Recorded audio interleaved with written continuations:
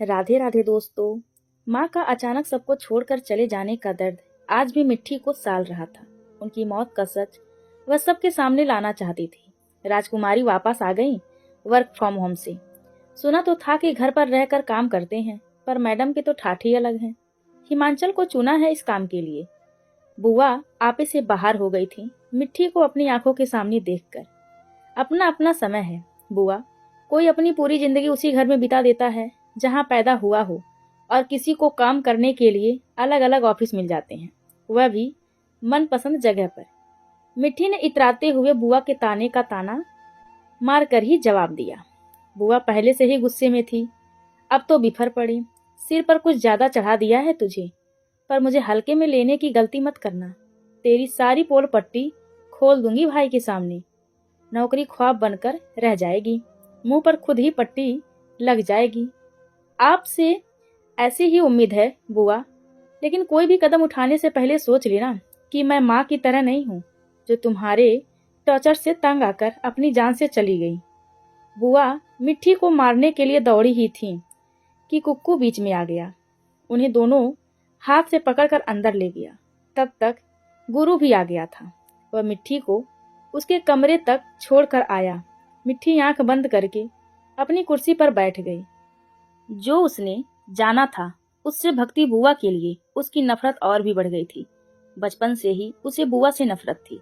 वजह उनका दोगला व्यवहार। कुक्कू और गुरु को हमेशा प्राथमिकता देती। घर का कोई भी काम हो मिट्टी से करवाती, और हर रात हर बात में उसे ही पीछे रखती। घर में खाना उन दोनों की पसंद का ही बनता था। मिट्टी का कुछ मन भी होता तो उसमें हजार कमियां बताकर बात को टाल दिया जाता। मिट्टी को समझ नहीं आता था कि वह अपनी ससुराल में ना रहकर उनके घर में क्यों रह रही हैं।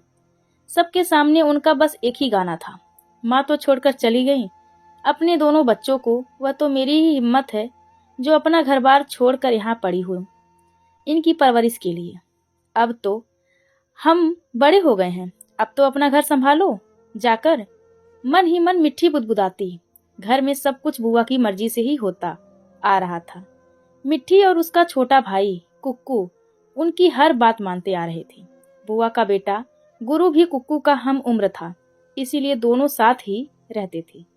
लेकिन मिट्टी को अब घर में रहना और बुआ के कायदे कानून से चलना बिल्कुल पसंद नहीं आ रहा था। यही कारण था कि उसने कॉलेज पूरा होते ही नौकरी ढूंढ ली थी।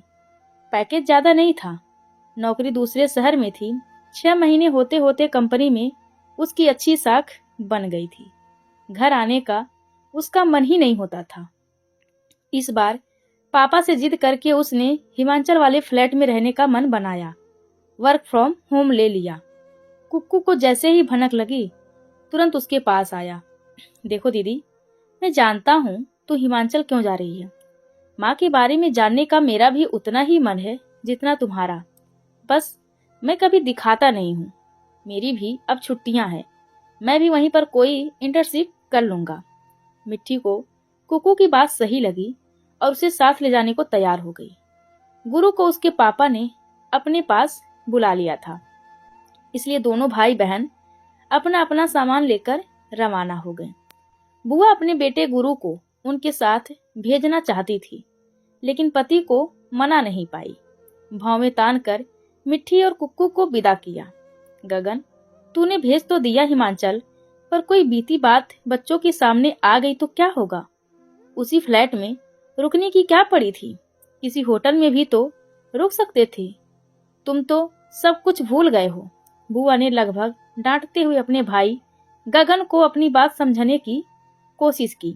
दीदी, 20 साल बीत चुके हैं उस घटना को। हमने कोई जुर्म नहीं किया है जो छिपे रहेंगे और बच्चों को उस फ्लैट से दूर रखेंगे। वे दोनों उसी फ्लैट में पैदा हुए थे। अपनी जन्मभूमि इंसान को अपनी ओर खींचकर बुला ही लेती है। आप डरिए मत, सब ठीक होगा। गगन ने अपनी बड़ी बहन को समझाने की कोशिश की। मिट्टी अब कब तक ऐसे ही बैठी रहेगी। चल उठ, नहा कर आ जा, नाश्ता ठंडा हो गया है। हम दोनों कब से तुम्हारा इंतजार कर रहे हैं। मुझे भी सुनना है तुम लोग कैसे बिताकर आए हो मेरे बिना पूरा 1 महीना। गुरु मिट्टी को बाथरूम भेजकर ही कमरे से बाहर गया। पापा, मेरी कंपनी का एक ऑफिस शिमला में भी है। मैंने सोचा है वहीं पर ट्रांसफर ले लेती हूँ। अपना फ्लैट तो है ही वहां पर। शाम को पापा घर आए तो मिट्टी ने प्रस्ताव रखा, देखो बेटा, कुछ दिन वहां जाकर रहना दूसरी बात है, और वहीं पर ठहर जाना बिल्कुल अलग। तुम जहां हो अभी वहीं पर रहकर काम करो। पापा की बात अस्पष्ट ना थी। पापा, आपने भी तो सालों वहां पर नौकरी की है। अपना फ्लैट बंद पड़ा है, मैं रहूंगी तो उसका अच्छे से रख रखाव भी हो जाएगा। फिर मेरा मन है वहां जाकर रहने का। प्लीज एक बार मेरी तरह सोचकर देखो ना। मिट्टी ने डरते डरते अपनी बात दोहराई। तुझे सीधी तरह से कोई बात क्यों नहीं समझ आती है लड़की? गगन वैसे ही उन बातों को याद करके परेशान हो जाता है। तुम हो कि खुद के अलावा किसी के बारे में सोचती ही नहीं हो। जाकर अपना काम करो। बुआ ने अपने लहजे में मिट्टी को डांटा। पापा के सामने मिट्टी चुप रह जाती थी, लेकिन आज उसे गुस्सा आ गया। आपसे कौन बात कर रहा है? बुआ, पापा को ही जवाब देने दो। हिमांचल के नाम से इतना डर क्यों जाती हो? कहीं आपके कहने से ही तो पापा वापस नहीं आए वहां से। आपको इसी घर में जो रहना था। गुस्से में मिट्टी बोलती चली गई। गुरु और कुक्कू आकर उसे अपने साथ ले गए। घर में क्लेश पसर गया। उस रात किसी ने भी खाना भी नहीं खाया। गगन का गुस्सा शांत हुआ तो बेटी पर प्यार उमड़ पड़ा और उसके कमरे में आ गए। मिट्टी लैपटॉप पर कुछ काम कर रही थी। उसे देखकर गगन जाने के लिए वापस मुड़े, तभी मिट्टी ने आवाज लगाई, आइए पापा, मेरा काम तो पूरा हो गया है, बस कुछ फोटो देख रही थी हिमांचल की। गगन मिट्टी के पास दूसरी कुर्सी पर बैठकर फोटो देखने लगा। यह फोटो तुम्हें कहाँ से मिली? गगन, मिट्टी, कुक्कू और नीतू की फोटो थी। मिट्टी ने आश्चर्य से पापा को देखा, बोली, फ्लैट के स्टोर रूम में कुछ सामान पड़ा हुआ था। यह फोटो उस सामान में ही थी, मिट्टी ने बताया। तो गगन ने आगे पूछा, बाकी सामान कहाँ है? इसमें है पापा, आपकी और मम्मी की बहुत सारी यादें मैं अपने साथ उठा लाई। मिट्टी ने एक थैला गगन के हाथ में थमाकर दरवाजा बंद कर दिया। उसे डर था कि पापा को उनके कमरे में नहीं पाएगी तो भक्ति बुआ यहीं धमका पड़ेंगी। पापा जितनी देर घर में रहते हैं उनकी जरा उन्हीं पर रहती है, विशेष रूप से जब मिट्टी आसपास हो तब। पापा उदास हो गए थे उन फोटो को देखकर। मम्मी के छोटे मोटे सामान को देखकर कितना समझता था कि छोटी छोटी बातों को दिल से लगाना ठीक नहीं, लेकिन उसे तो बात की तरह तह तक जाना होता था। क्यों कहीं, किसने कही, क्या जवाब देना चाहिए था, बस इसी में घुलती रहती थी। मिट्टी को अच्छा लगा। बड़े दिनों बाद पापा ने मम्मी के बारे में खुलकर कुछ बोला था, पर अचानक पापा खड़े हो गए। बेटा, तुम अपना काम करो, मैं चलता हूँ। तुम्हारी बुआ ने दूध बनाकर रख दिया होगा, उसके भी सोने का टाइम हो गया है। दिन भर काम में लगी रहती है। दरवाजा बंद करके पापा मिट्टी के कमरे से बाहर भी निकल गए। बुआ के लिए पापा की चिंता नई बात ना थी, उनके एहसान में दबे हुए थे पापा।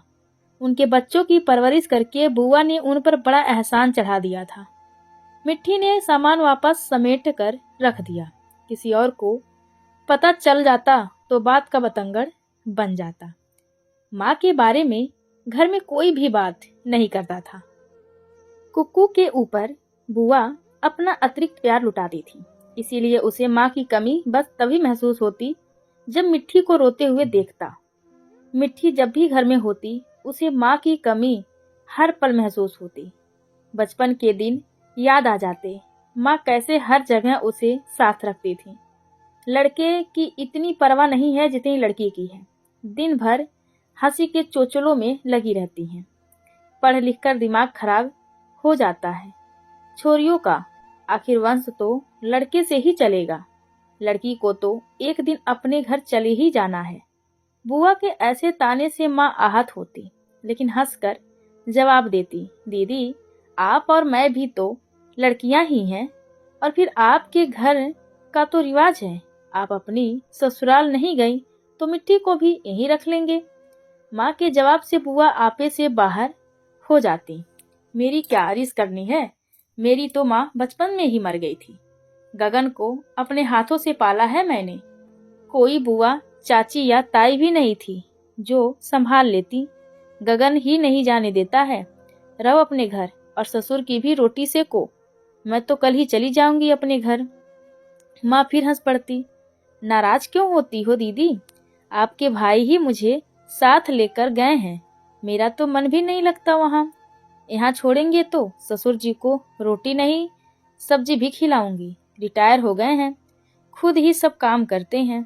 मुझे अच्छा नहीं लगता है। बुआ बात को पकड़कर अपने पक्ष में कर लेती। तो इसीलिए तो अपना घर बार छोड़कर पड़ी हूँ यहाँ पर। तुम अपना घर संभाल लेती तो गगन क्यों मुझे रोके रखता? कुछ भी कर के माँ के सिर पर हर बात पटक दिया करती थी बुआ। कई सालों बाद इस बार नाना मिट्टी के सामने ही आए। माँ के जाने के बाद हर साल नाना दोनों नतनियों से मिलने बेटी की ससुराल आते थे। ना कोई उनसे बात करता था और ना ही कोई उनके पास बैठता था। अकेले आते थे और दोनों बच्चों को उनके हिस्से का चेक देकर चले जाते थे। नाना ने अपनी वसीयत में अपने बेटे और बेटी को बराबर का हिस्सा दिया था। साल भर की कमाई का आधा हिस्सा बेटी के दोनों बच्चों को दे जाते थे। उसके जाने के बाद कितना फजीता किया था हमारे परिवार का इस आदमी ने। अब लाड बिखेरने आता है बच्चों पर। इसकी बेटी गई तो पुलिस लेकर गया था फ्लैट पर। अखबार में भी खबर दी कि मार दिया मेरी बेटी को। नाना चले गए तो बुआ का बड़बड़ाना शुरू हो गया था। वे हमारे नाना है बुआ, उनके बारे में ऐसा सोचना ठीक नहीं। कुक्कू ने बोला तो बुआ ऐसे शुरू हुई जैसे इंतजार ही कर रही थी। तेरे दादा और पापा को जेल की हवा खानी पड़ती। वह तो तेरी माँ की मेडिकल जांच में नहीं निकला कि उसको मारा है किसी ने। मिट्टी चाहती थी कि बुआ और भी कुछ बोल दे। आप तो तब फ्लैट पर ही थी बुआ। पूजा भी आपने ही रखवाई थी और पंडित को भी आप ही लेकर गई थी। आपको तो सच पता था, फिर आपने क्यों छिपाया यह सब? बुआ आज पहली बार डर अपने चेहरे पर छिपा नहीं पाई। तुझे किसने बताया यह सब? मिट्टी इसी सवाल का जवाब देना चाहती थी।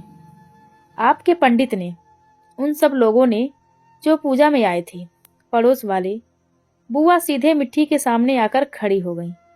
इसीलिए मैं नहीं चाहती थी कि तू जाए वहां पर। यही सब करके आई है ना, वर्क फ्रॉम होम के बहाने। बुआ के हर शब्द में गुस्सा टपक रहा था। मम्मी, पापा आए हैं, थोड़ा ध्यान उन पर दो। अकेले बैठे हैं बैठक में। गुरु बुआ को वहां से ले गया और मिट्टी भी पीजी वापस जाने के लिए अपना सामान पैक करने चली गई। गुरु 2 साल से खाली घूम रहा था।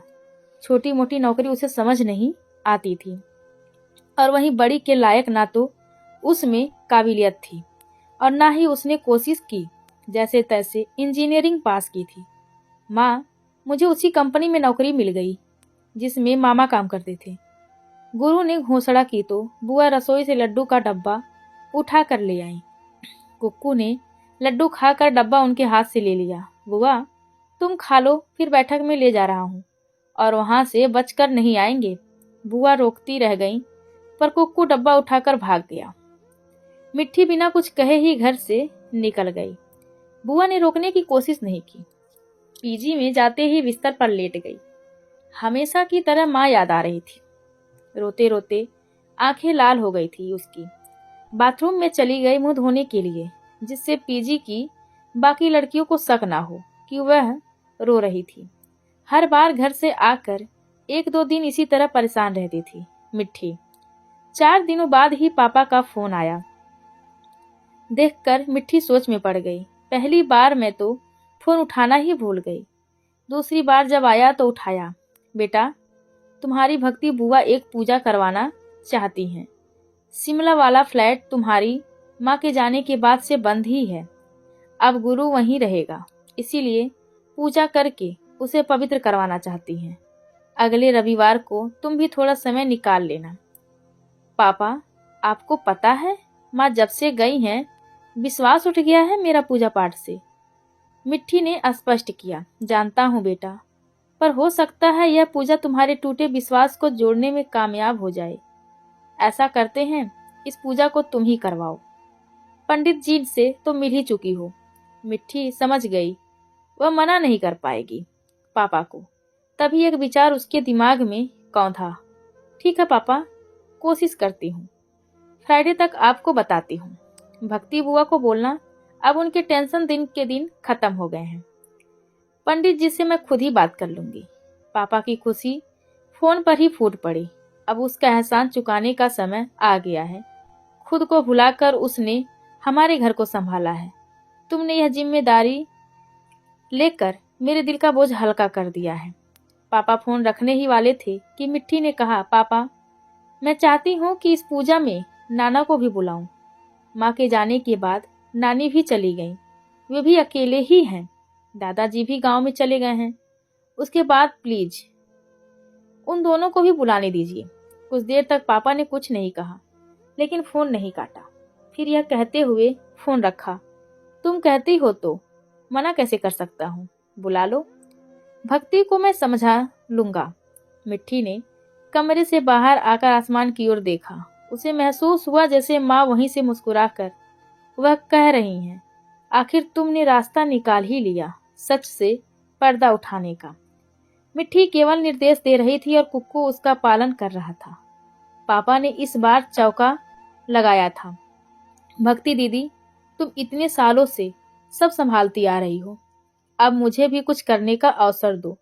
इस बार पूजा की पूरी जिम्मेदारी मैं संभाल लूंगा। आजकल वैसे भी सब काम मोबाइल से ही हो जाते हैं। लंच टाइम में ऑफिस में बैठकर सब प्रबंध कर दूंगा। भक्ति सकपका कर बोली, गगन क्या तू भी यही मानता है कि मेरी पूजा के कारण ही नीतू की जान गई? गगन ने दीदी का हाथ पकड़ लिया। ऐसा कुछ नहीं है दीदी, तुमने मिट्टी और कुक्कू के लिए कितना कुछ किया है। मैं भी चाहता हूँ कि गुरु को नौकरी मिलने और वहां पर सेटल होने में मदद कर पाऊं। बस इसीलिए आपको तनाव नहीं देना चाहता हूँ। भक्ति का दिल भाई की बात मानने से इनकार कर रहा था, लेकिन उसे मना भी नहीं कर पा रही थी। ठीक है गगन, मुझे तो इस बात की खुशी है कि तू पूजा के लिए तैयार हो गया है। कितने साल हो गए घर में कोई शुभ काम नहीं हुआ, अब होगा दीदी, और आपको हमें परेशान भी नहीं होना पड़ेगा। बच्चे अब बड़े हो गए हैं, उनको भी जिम्मेदारियां लेना सीखना चाहिए ना। बस इस बार उनकी ही सहायता लूंगा।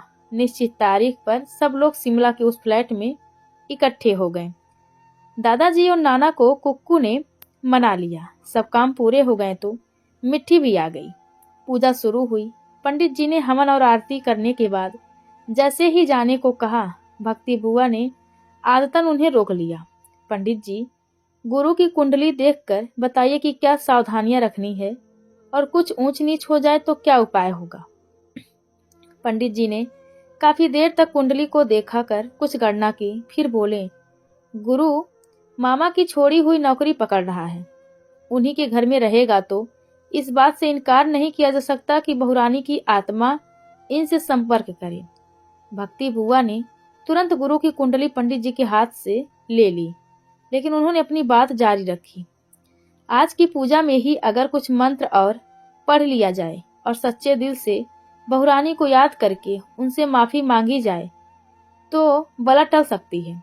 सब भक्ति बुआ की ओर देख रहे थे। तो जो सही है वह करो, मैं कौन सा मना कर रही हूँ। इन बातों का कुछ मतलब थोड़े ही है। बुआ उठकर जाना चाहती थी, लेकिन फुफ्फा जी ने बिठा दिया। पंडित जी, जो बाकी है उसको भी पूरा कीजिए। बेटे को मुश्किल से रोजगार मिला है, उसमें कोई अड़चन ना आए, उसका उपाय आप शुरू कीजिए। पंडित जी ने मंत्र पढ़ने शुरू किए। सबसे पहले नाना जी बोले, नीतू बेटा, अगर तू सुन रही है तो मुझे माफ करना। मैं समय से तुम्हारी चिट्ठी नहीं पढ़ सका। तुम बच्चों को लेकर मेरे पास आना चाहती थी, लेकिन तुम्हारा खत मुझे तुम्हारे जाने के बाद मिला। अब पापा भी चुप नहीं रहे। पहली बार उन्होंने बच्चों के सामने अपनी पत्नी को लेकर कुछ कहा। मैं भी खतावार हूं नीतू। तुम्हारे मना करने पर भी मैंने अपने बिजनेस के जुनून के कारण नौकरी छोड़ी और तुम्हें तुम्हारे घर भी नहीं जाने दिया। मुझे डर था कि ससुराल में मेरी साख कम हो जाएगी। अब पंडित जी ने बोलकर सबको चौंका दिया। हो सके तो माफ कर देना बहू रानी, मैं नहीं जानता था कि तुम पूरे महीने व्रत कर रही थी। मैंने ही भक्ति जी के कहने पर घोषणा की थी कि तुम्हारी कुंडली दोष के कारण ही गगन की नौकरी गई है और व्यवसाय भी शुरू नहीं हो पा रहा है। मुझे पता होता तो तुम्हें लगातार 3 दिन निर्जला निराहार व्रत का उपहास ना बताता। सबकी नजर भक्ति की ओर थी। फूफा जी ने उन्हें कुछ बोलने के लिए हाथ से इशारा किया। भक्ति बुआ रोते हुए बोली, नीतू, हो सके तो मुझे माफ करना। पंडित जी से बात करके मैंने ही वह पूजा रखी थी। मेरे कहने पर ही उन्होंने कुंडली देखी थी। दूध पीते बच्चे की माँ ऐसी कठिन विधि नहीं अपना पाएगी, यह जानते हुए भी मैंने ही तुम पर दबाव बनाया।